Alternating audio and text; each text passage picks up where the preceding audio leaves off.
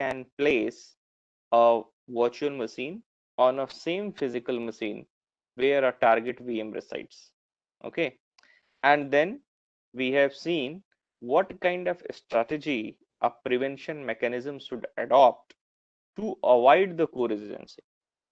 After that, there are few other methods through which these prevention techniques could be possible, or one can avoid the one can make the physical isolation of adversaries and the target virtual machine. Okay, so no hype means no hypervisor, no virtualization is a concept. Since in the cloud computing, we perform the virtualization to increase the overutilization of the resources, use the virtualization or reduce the virtualization means attempt to minimize the degree of shared by removing the hypervisor while still retaining the key feature. So this particular concept says since most of the since most of the system of one core means a system is a 4-core system, so you are allowed to launch maximum virtual machine on that process. Okay, so for machine inter between the virtual machine. Okay, so even they are sharing the physical infrastructure, they are sharing physical infrastructure, but at the hardware they are isolated to each other.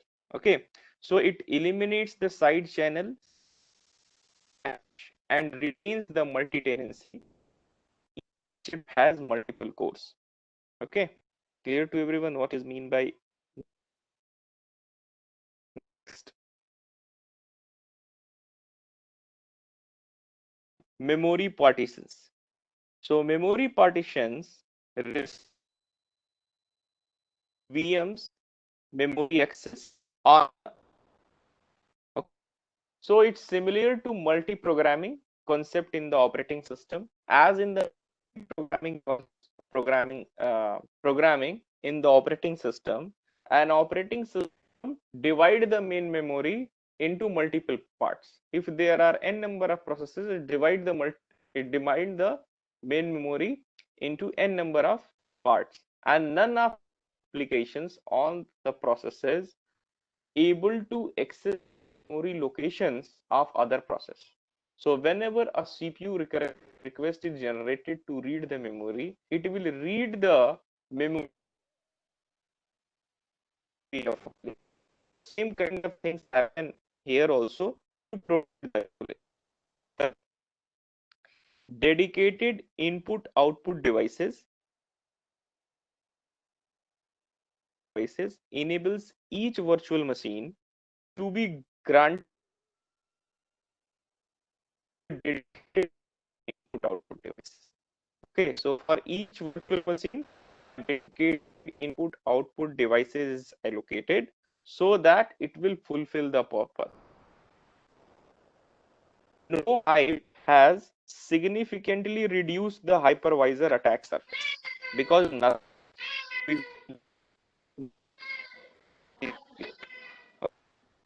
and it increased the level of VM isolation. Okay. However, requires to change the hardware, making it less practical when considering apply it to the current cloud infrastructure. Conceptual thing which could be possible to structure with slight modification. How currently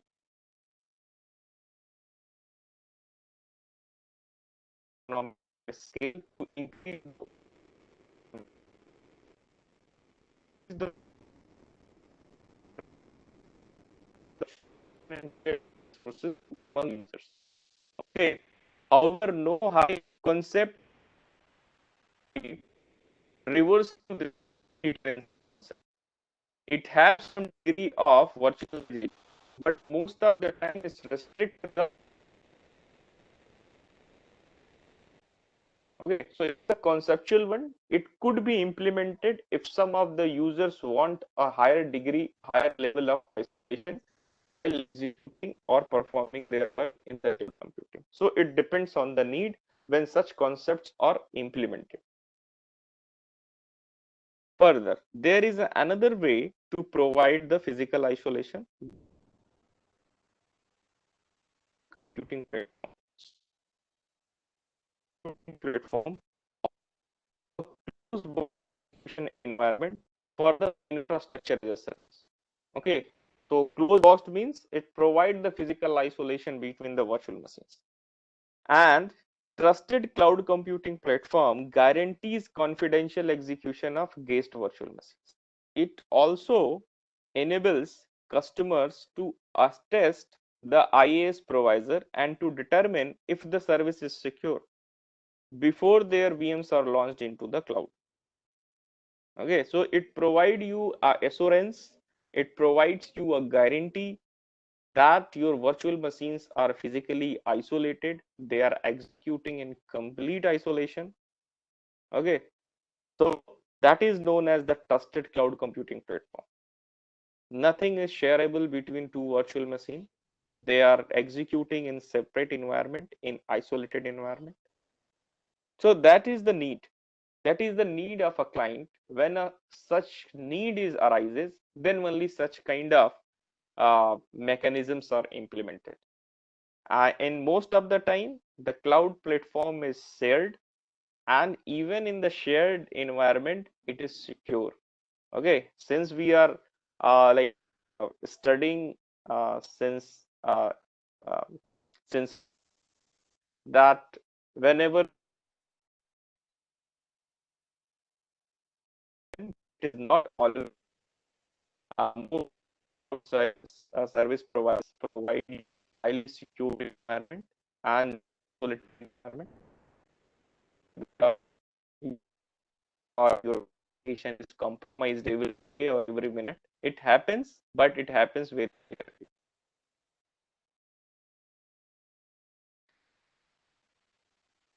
Further,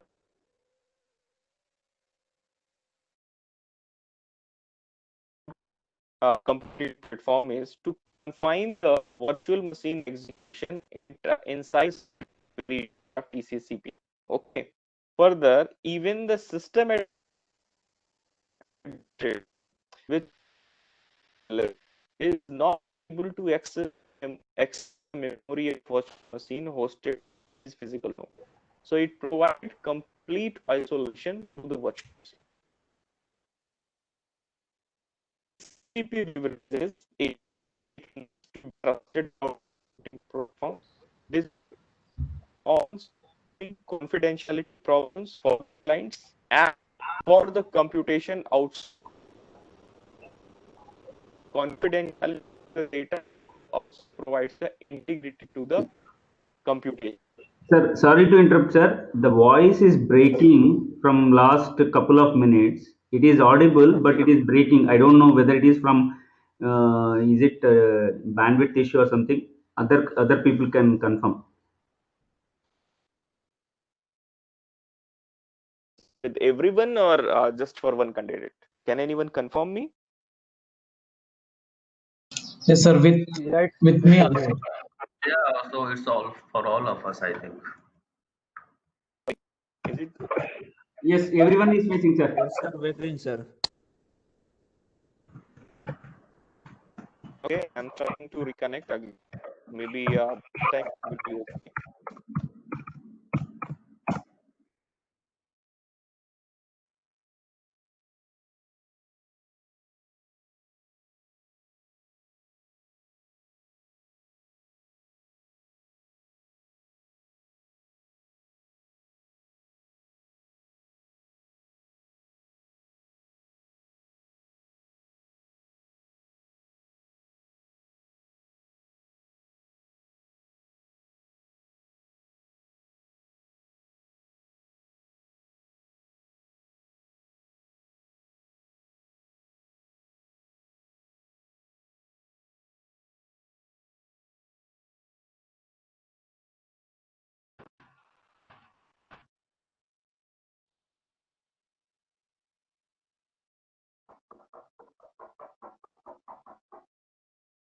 Guys, now okay?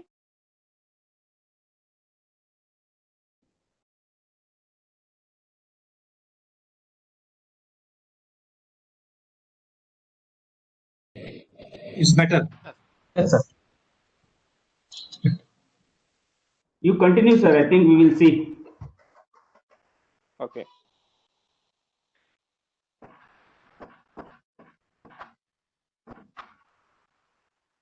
So the point is that this trusted cloud computing platform provide you complete isolation whenever you are executing on the cloud platform, and even the system administrators who have the root privilege, even they are not going to not able to interfere in your virtual machine. Okay, so that is the main gist of whenever a cloud service provider allow you to execute in a trusted domain. Okay, so other things are also which could be possible, because most of the time customers have the fear of losing the control over the data in the cloud environment. So what they can do, so they can do that they retain the data control of the cloud customers by simply storing encrypted VM on the cloud servers. Further, encrypted virtual machine images guarantee rigorous access control, since only the authorized user which have the key are allowed to is able to access that particular virtual machine. So this approach offers security guarantee to the virtual machine. Okay, this approach offers security guarantees to the virtual machine in the state when the VM is not launched. But if the VM is in running state, no security has been guaranteed. So attack is even possible on an encrypted virtual machine when it is in running state. And if the attack happen, it able to jeopardize the data and the computation.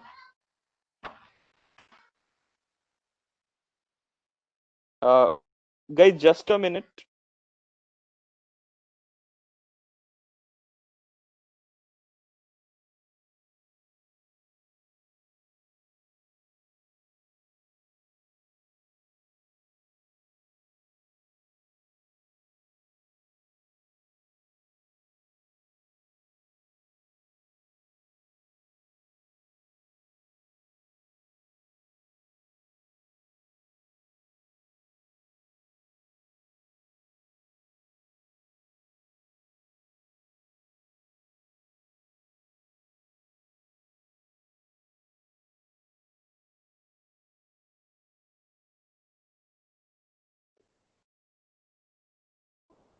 Okay, guys.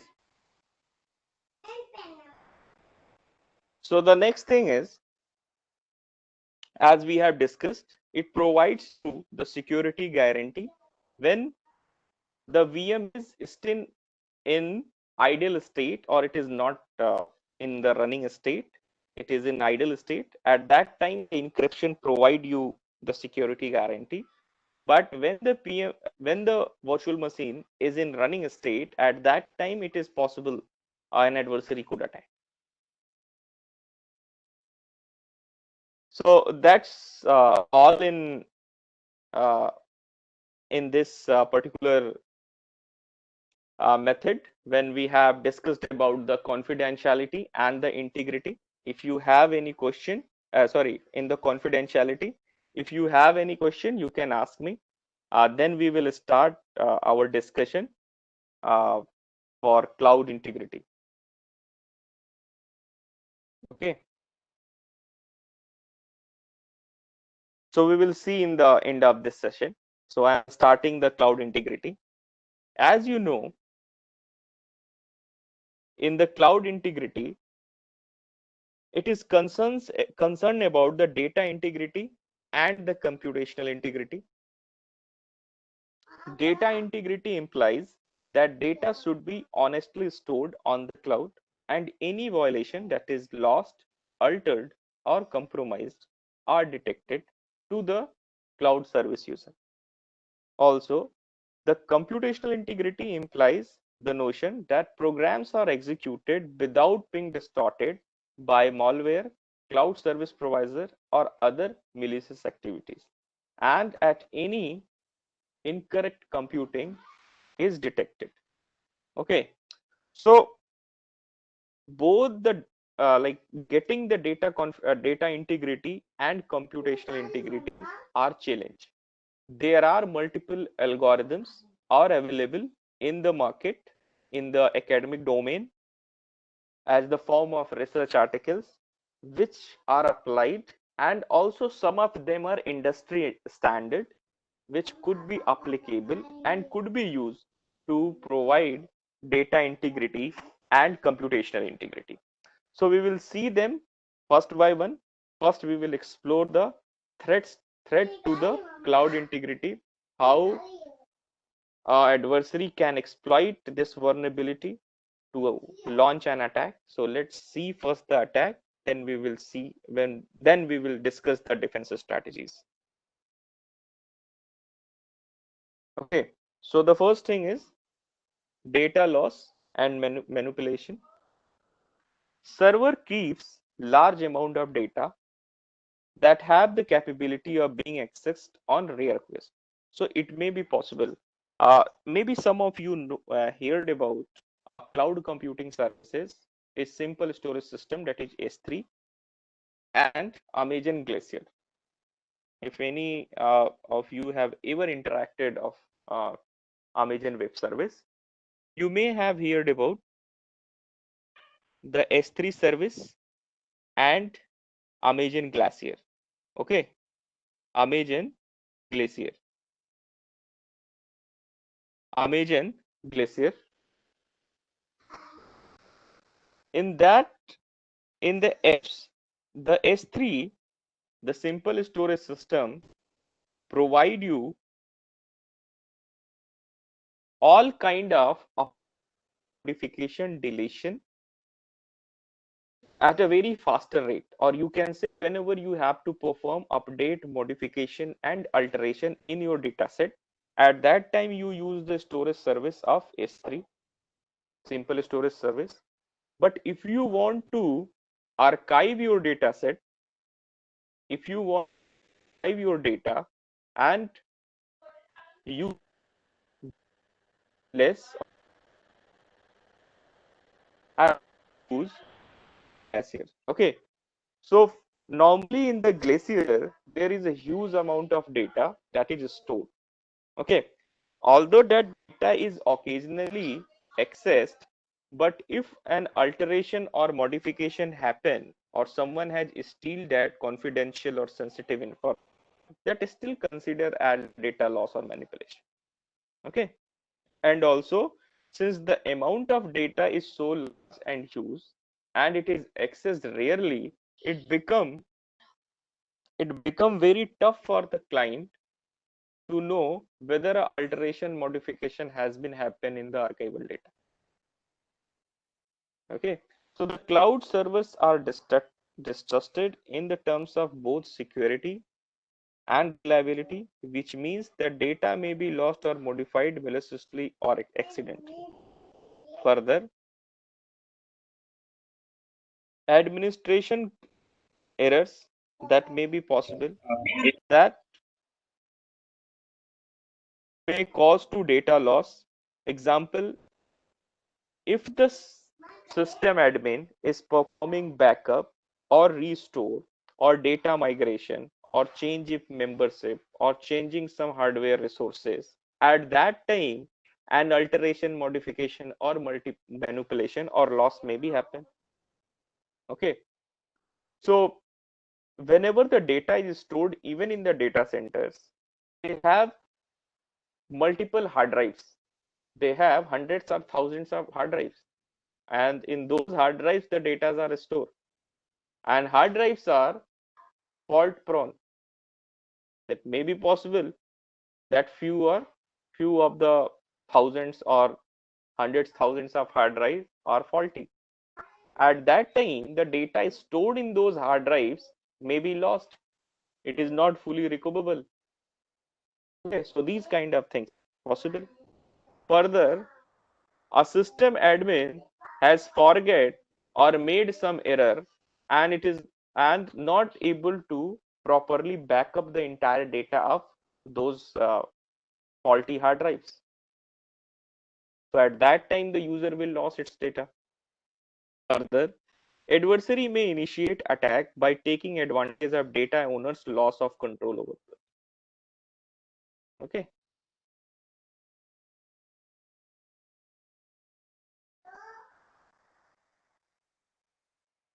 Let's discuss about the dishonest compute in the remote server or on the cloud server. So in which cases a client provide in which cases a client want to perform computation over the cloud server. First case, that there is a only limited computational facility is available. There is only limited computational facility available over the cloud, over the client end. And in that case, the computation is not possible at the client. So the client outsources data and the application to the cloud server, and the cloud server will perform the computation on its behalf. Okay. And if the cloud server behave unfaithfully, if the cloud server behave unfaithfully and return incorrect result, at that time the client has no way to check that result whether the cloud server has performed correct computation or incorrect computation, because we have already assumed that at the client end there is no way to perform that computation, recomputation again. Further,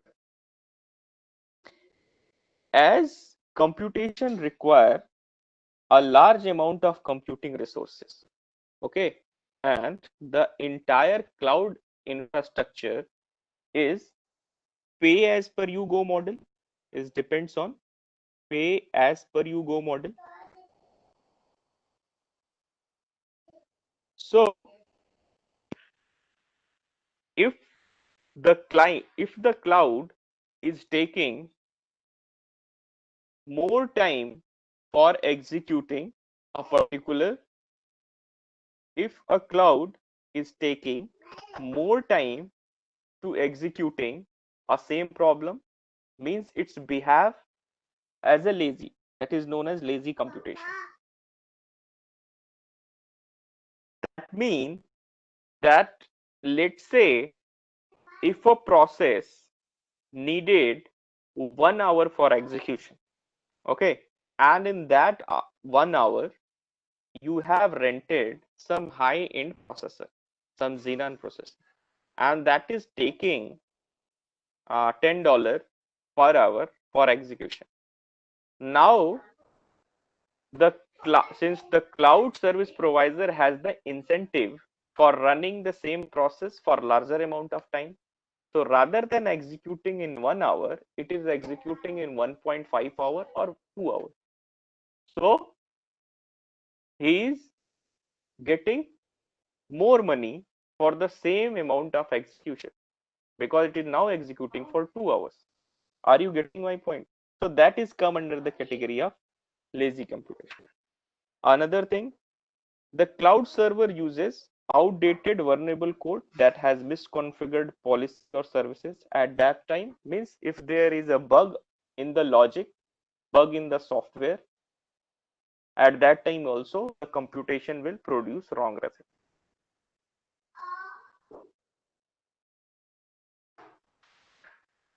Okay, so that is the integrity issue in the data and integrity issue in computation.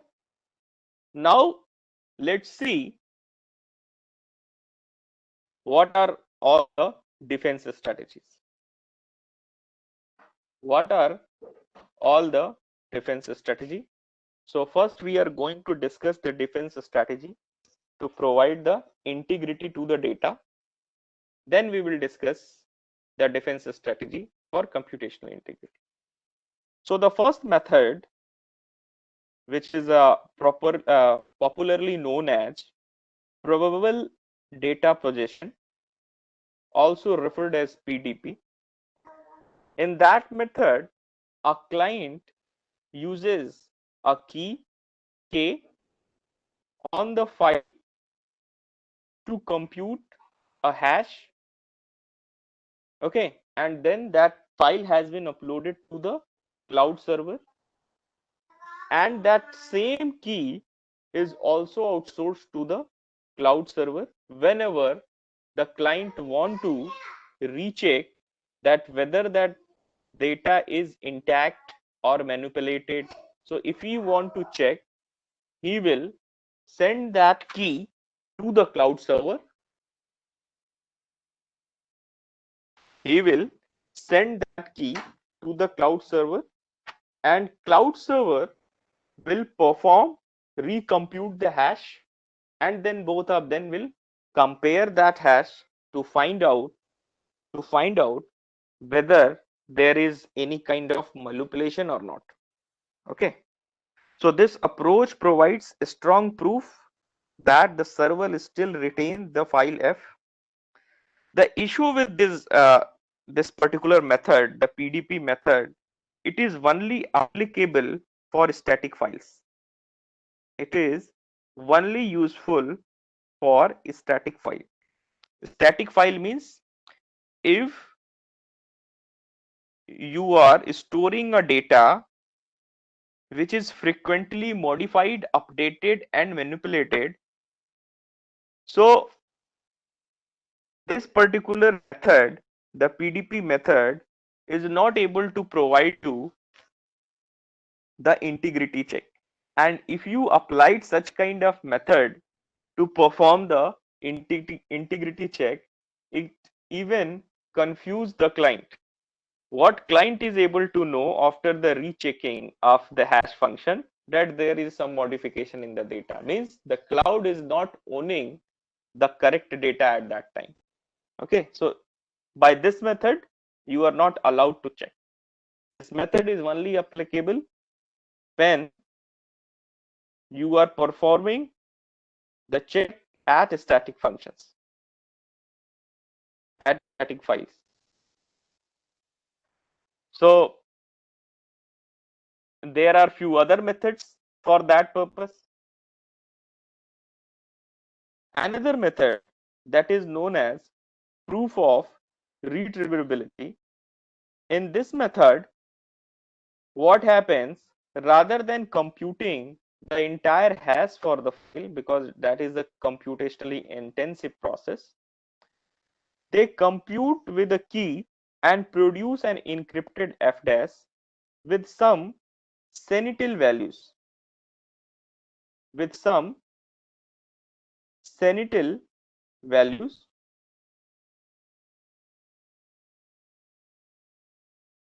And those Senitil values are embedded in the file F dash, and the server store only the F dash. The Senitils are indistinguishable from the regular block, means the cloud is not able to distinguish that it's a natural file or an encrypted file. Okay, and if the challenge response protocol, means the client generate a challenge which is proved by the server that it is storing the correct form of the file, the server is asked to retain certain subset of Senitils. So it is not going to recompute the entire hash, it is just returning back the Senitils of the F dash. Okay, so if the server has tempered or deleted the F dash, there is a high probability that certain Senitils are also corrupted or lost, and in this way the client will able to know that the file has been corrected at the client cloud end. Okay, So this caused the server to unable to generate a complete proof of the original file. The server never able to prove that it have the correct form of the file. So in this way, the integrity check will happen.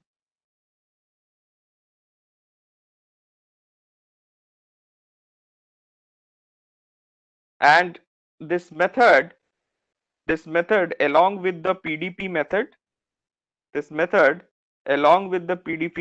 method could be only applied for the static files. It is not applicable for the dynamic files. There are other defense strategies also to check the integrity, to check the data integrity, that is known as scalable PDP, dynamic PDP, and HAIL, that is known as a highly availability and integrity level for cloud storage system. So that could be also possible. They are separate algorithm. That could be used. So if you want to dip deeper in these defense strategy, you can go with them one by one. These all are research topic. So if you want to understand them, you can search it out about the scalable PDP and understand that. I'm just giving you a brief introduction. That the scalable PDP adopts symmetric key encryption instead of public key to reduce the computational overhead. As in the PDP, we use the public key. Okay. However, in the scalable PDP, it is used the symmetric key encryption.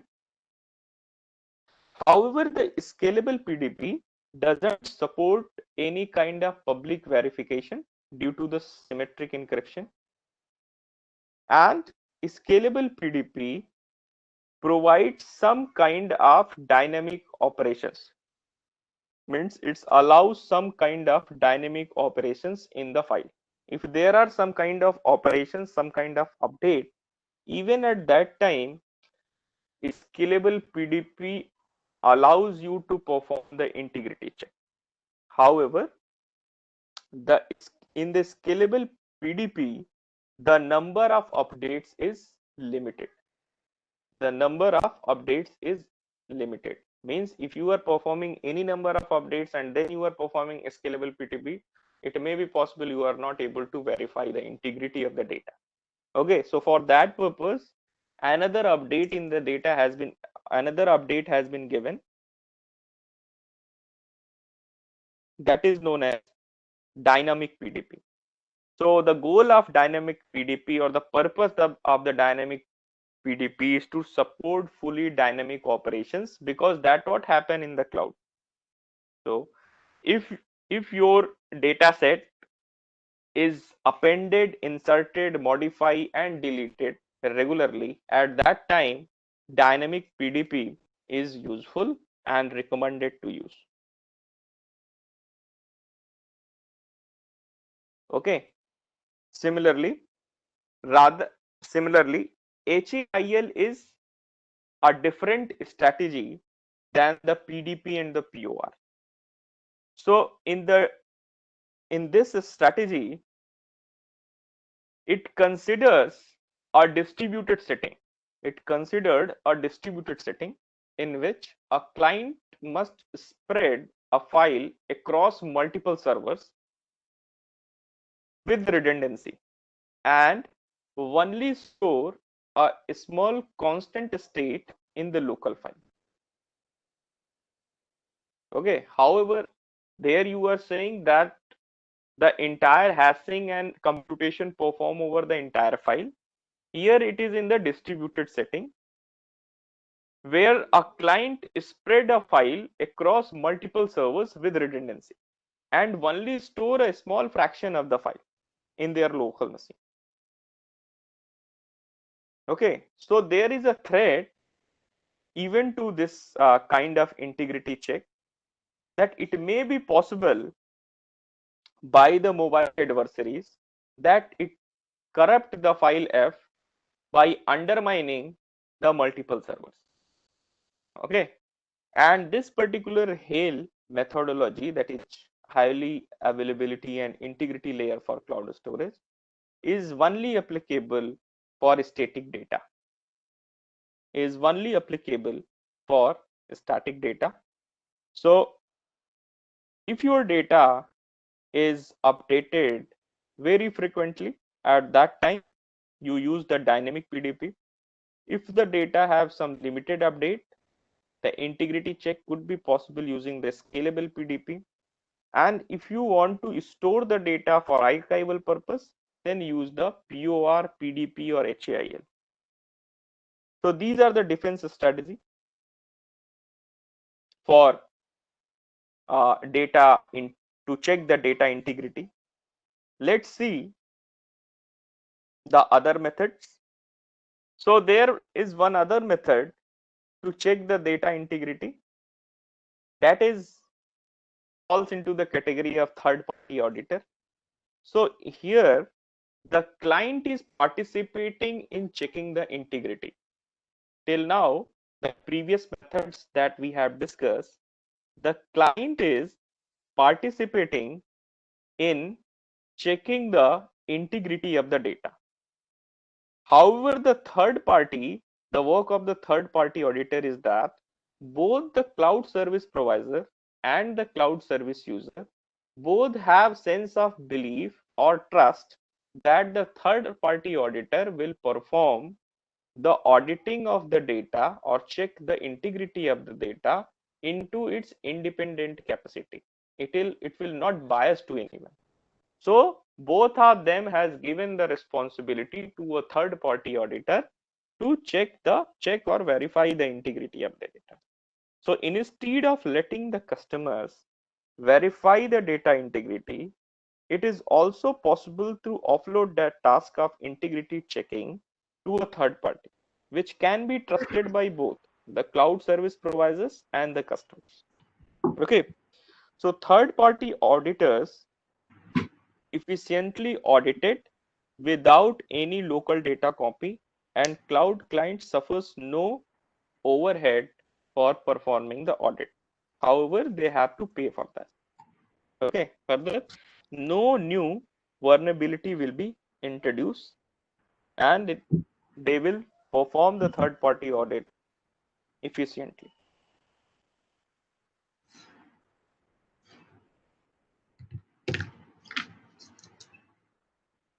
Further, as we have seen, the defense strategies for check the data integrity. Hey Now we are भगवान going. बचाओ। Who is this?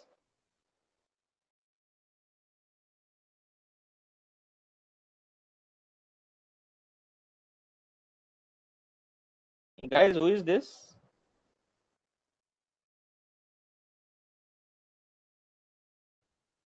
Sir, someone's speaker might have got on by mistake. You can please continue.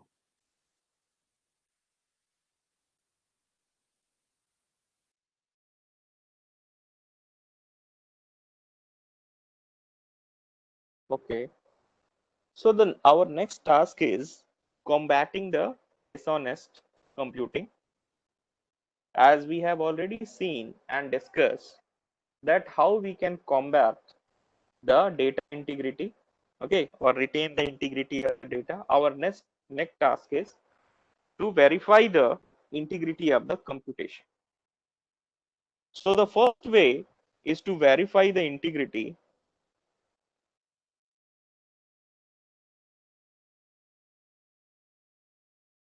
to perform the recomputation of the result.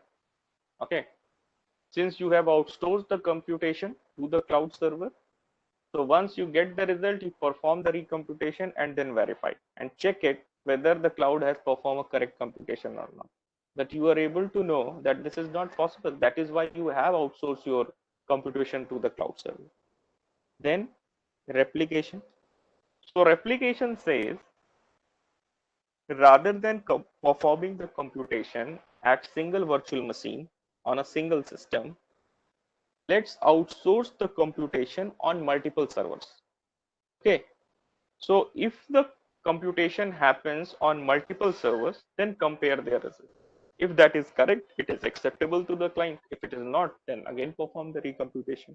So that what replication suggests. Another method that is known as auditing. So what auditing says that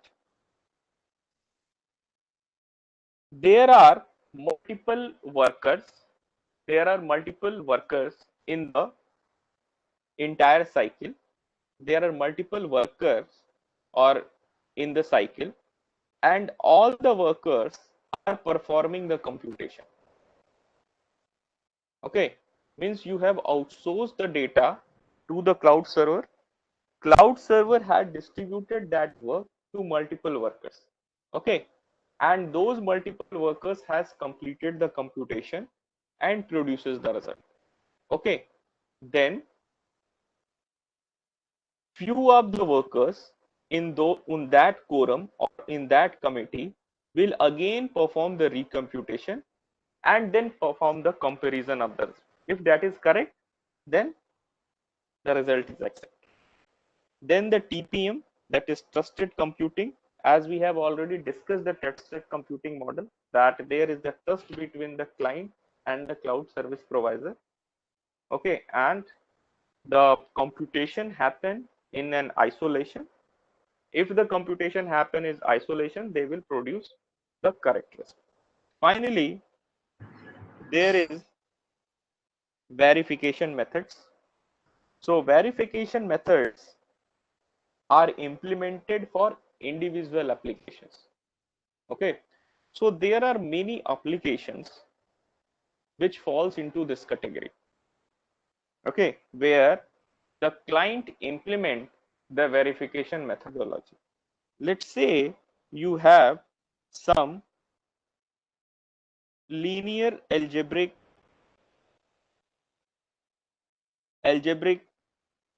equations.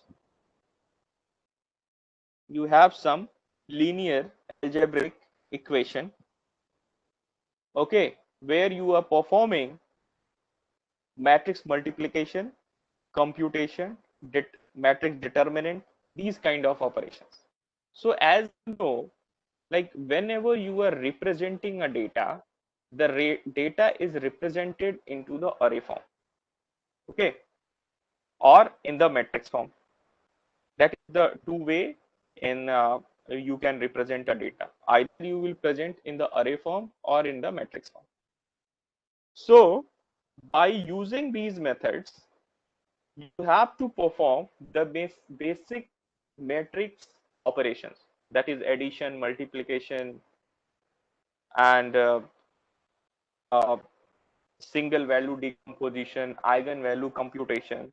Then only you are able to perform the machine learning operations, because most of the machine learning operation directly process the matrix data, and under the cover most of these algorithms using some or other kind of matrix operation. Okay, so if you are performing a computation on cloud and you want to ensure that whether that computation is correct or not, so these basic operation you apply or you discover verification methods for these basic methods, means for addition, multiplication, division, matrix determinant, other kind of things. For these kind of things you develop the verification techniques to verify whether the result produced by the cloud is correct or not. So that falls into the verification methods.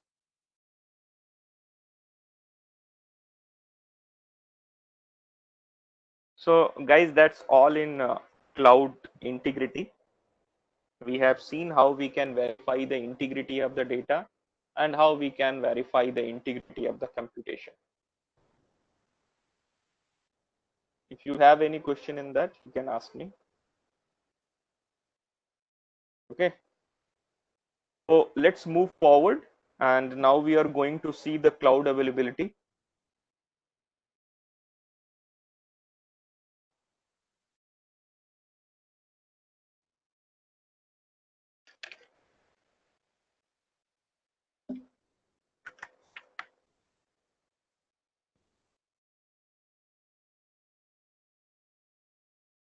So as you know that availability is crucial, since the core function of cloud computing is to provide the on-demand service.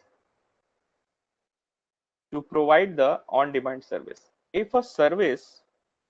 a certain service is no longer available, or the quality of the service is degraded and not meet the service level agreement, the customer may lose faith in the cloud system. Okay, so for that purpose, let's first see the threats or threat modeling in the cloud availability. Then we will see the defense strategies.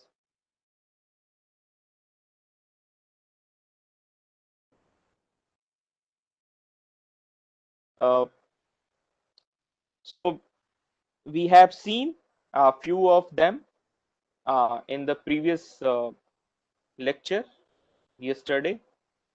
Okay, so the first threat is flooding attack via bandwidth starvation. So in a flooding attack, which can cause denial of service, a huge amount of non-essential requests are sent to a particular service to hinder it from working properly. Okay, then there are two basic type of flooding attack. The one is known as direct DOS, denial of service. Another is known as indirect denial of service. Okay, so if the target is determined and the availability of targeting cloud service is fully lost, that is fall into the category of direct denial of service. And if the target is not determined, the attack is launched randomly. Okay, so all the services hosted in the same zone or on the same physical machine with the target victim will be affected, and the attack is initiated without any specific target. So let's see how these kind of attacks is possible. So this is a typical representation of a data center network architecture. In this way, we will represent the architecture of any data center. So in this figure, you are able to see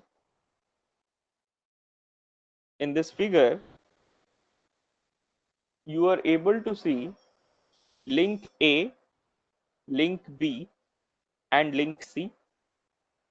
Link A, B, and C are the uplinks of router, or the uplinks or router R5, R2 respectively. Suppose that the link B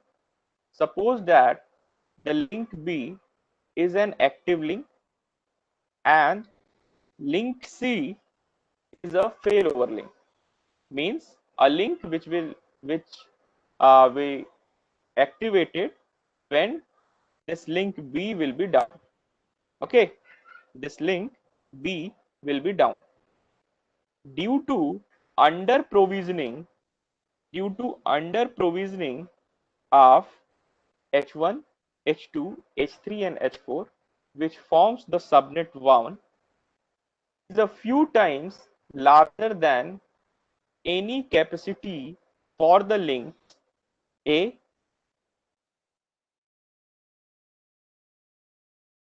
B and C. So in order to saturate link B, attacker, which may be a few hosts controlled by the adversary, like that adversary had initiated some of the virtual machines in the subnet 1, only need to generate enough traffic to target the host in other subnet, example subnet 2. Once link B is saturated by the non-essential data or the traffic, hosts in subnet 1 are unable to deliver the service to the cloud users. Okay, so this kind of to perform a bandwidth starvation. You have any doubt, you can ask me. Another thing, how you will identify how you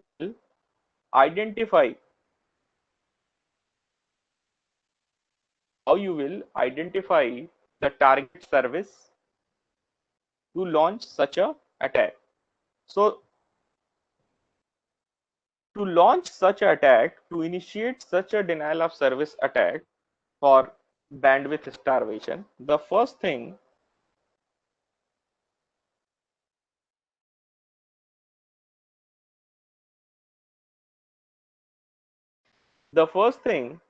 that adversary do is topology identification. Okay, so what they do in the topology identification, as you know that only host is in the different subnets are connected by the bottleneck links. Okay, so like there are two subnet, that is subnet A and subnet B, and the hosts that are in the subnet B, they are directly linked with the bottleneck link that they are attacking for the saturation. An adversary needs to first identify the network topology. So what he will do, that he will exploit the multiplexing nature of the router. The number of routers between the two hosts can be determined. Okay, and this help selected the host picture from the topology. Okay, so in this way they will identify the complexity of the topology to launch a bandwidth starvation attack. Number two, gaining access to the enough host. How they will do that? So the number of hosts to perform the attack means how many virtual machine in the different subnet the adversary have to launch. So for that purpose, the number of hosts to perform the attack is determined by the uplinks capacity. Okay, by the uplinks capacity. So uplink capacity is already known. What is the maximum loading capacity of a uplink? Okay, which can be estimated by the network probing tools such as pathload, nettimer, or bprobe, to which they will estimate the capacity of the uplink, and on that basis, on that information, the adversary will launch the virtual machines in the different subnetwork. Further, carrying out the attack. Once you have identified the topology, then you have gained access to enough host and then carrying out the attack. For the attack, they employ the UDP traffic because it will starve the TCP sessions. Because it will starve the TCP session. The reason is that for UDP traffic, they may change their routes. Okay, but TCP will always use that only uplink. Okay, that only dedicated link. So in this way, by employing the TCP traffic, a UDP traffic, they will starve the entire TCP session.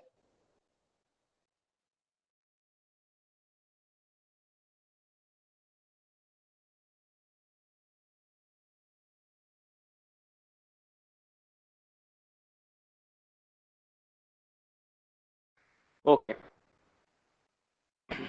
as we have seen, the first threat that was flooding attack via bandwidth starvation. The other threat that could be possible is fraudulent resource consumption, that is known as FRC. So FRC is also known as economic denial of sustainability attack, also known as FRC. So what happened in the FRC, that a particular attack happens over a long period of time. over a long period of time, even you can say the attack happens for a week, for a month, and no one is able to detect that. So how these kind of attacks are possible? Okay, so in the cloud computing, the goal of FRC attack is to deprive the victim, is to deprive the victim that is a regular cloud customer of their long-term economic availability of hosting web content that are publicly accessible. Okay, so in order to attack the attackers, what they do, the attacker seems to be a legal cloud service clients continuously sends requests to the website hosting in the cloud servers to consume the bandwidth. Okay, to consume the bandwidth, which bills to the cloud customers owning the website. So the problem is that the cloud service provider and the cloud user is not able to distinguish between the legitimate client and the real and the adversary client, and the adversary client use use the resource and do not allow to reach the saturation level of that particular uh, service to a level of denial of service, to a service denial. And that is why it is difficult to distinguish between the FRC traffic and other legitimate. Okay, and over the time, the real clients are not using the cloud service.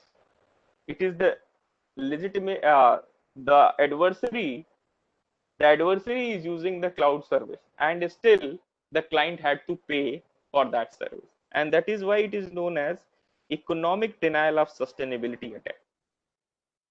Okay, so the actual user of the resources are not using the resource.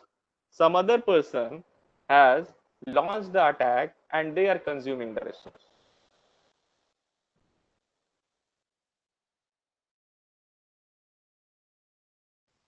So let's see the defense strategies. Guys, if you have any doubt, you can ask me.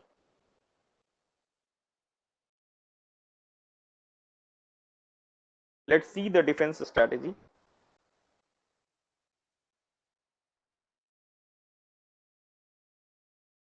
A DOS, denial of service avoidance strategy, is called service mitigation strategy.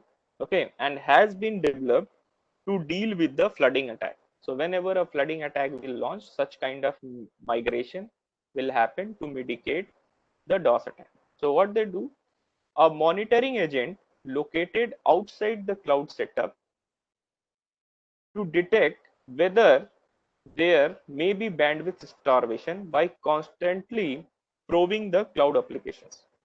Okay, so whenever bandwidth degraded is detected, the monitoring agent will perform application migration. Whenever the bandwidth is degraded, the monitoring agent will perform the application migration. In that way, the operation will stop temporarily and it will resume it later. The entire migration of the application happen within a few seconds. And what they do, they just migrate the application from one subnetwork to another subnetwork.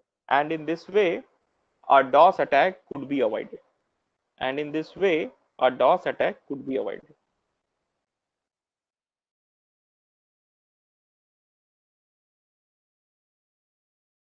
Another is FRC detection. So FRC detection, the key of FRC detection is to distinguish between the FRC traffic from the normal traffic. So there are a few suggestions that has been given in literature. So there are three useful laws through which it could be possible to detect whether it is a normal traffic or a FRC traffic. So for that purpose, there is a Zipf's law which say that they measure the relative frequency and self similarity of web pages popularity. They measure the relative frequency and similarity of the web pages popularity. Another is Spearman's foot rule. It is used to find the proximity between the two ranked lists, which determines the similarity score. And finally, the overlap between the reference list and the comparator list measures the similarity between the training data and the test data. And by combining the three metrics, yields a reliable way for detecting the FRC. So using these methods, FRC traffic will be detected, and it is possible for the any monitoring agent to distinguish between FRC traffic and a normal traffic. And if an FRC traffic has been detected, the strategy, that is migration strategy, will be adopted to migrate that service from one subnet to another subnet, and sometimes from one zone to another zone, from one machine to another machine, to avoid such kind of.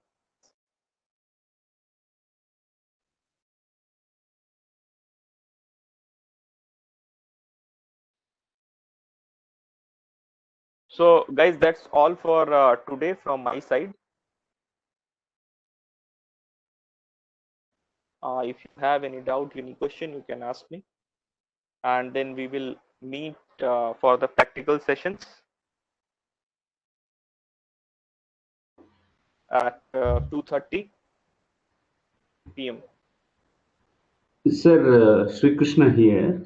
So, on a statistical base, whatever the root causes you have narrated, majority are human bound or non-human bound, sir? Both kind of thing could be possible, but the intentions is always human oriented, because a system or a program is not going to attack on a system, on a cloud environment or a platform. An attack is always initiated by a human, and for that purpose the programs are used as a tool. Okay. Thank you, sir. Yeah. So that's all for this session. We will again meet for the practical session at 2:30. Okay, I hope you people join again. Thank you very much, everyone.